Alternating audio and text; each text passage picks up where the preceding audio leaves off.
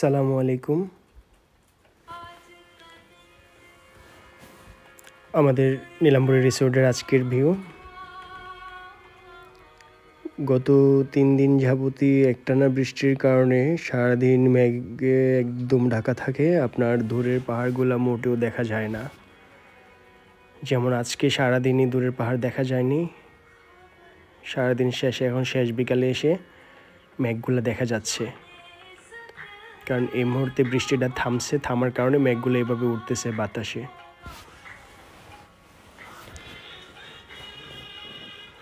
কারণ যখন বৃষ্টি হয় তখন মেঘগুলা হালকা বৃষ্টি হলে মেঘ অতিরিক্ত বেশি হয়ে যাওয়ার কারণে দূরের কিছুই দেখা যায় না, কুয়াশার মতো সব দিকে অন্ধকারের মতো থাকে।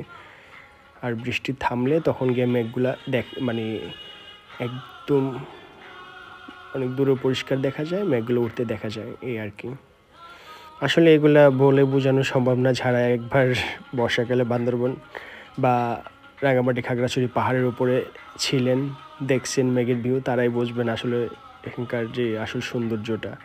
কারণ পাহাড়ের সৌন্দর্য সবসময় আমি বলে আসছি, পাহাড়ের সৌন্দর্য এসে বর্ষাকালে, একমাত্র বর্ষাকালে পাহাড়ের যৌবন ফিরা পায়।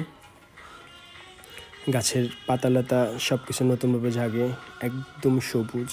যেমন কিছুদিন পরে আরও বেশি ভালো লাগবে।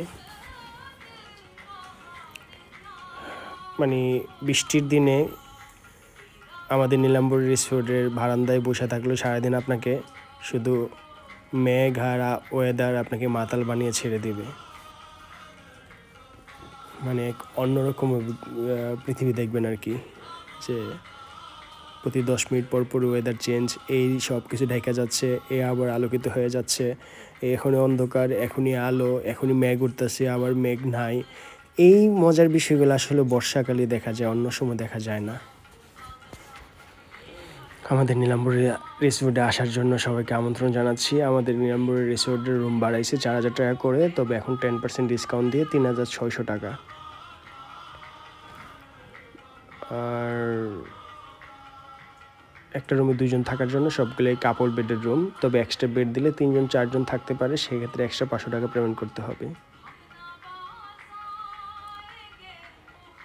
বান্দরবন শহর থেকে 5 কিলোমিটার দূরে আমাদের নীলাচল পর্যটন কেন্দ্র। সেই পর্যটন স্পটের ভিতরেই আমাদের নীলাম্বরী রিসোর্টটা।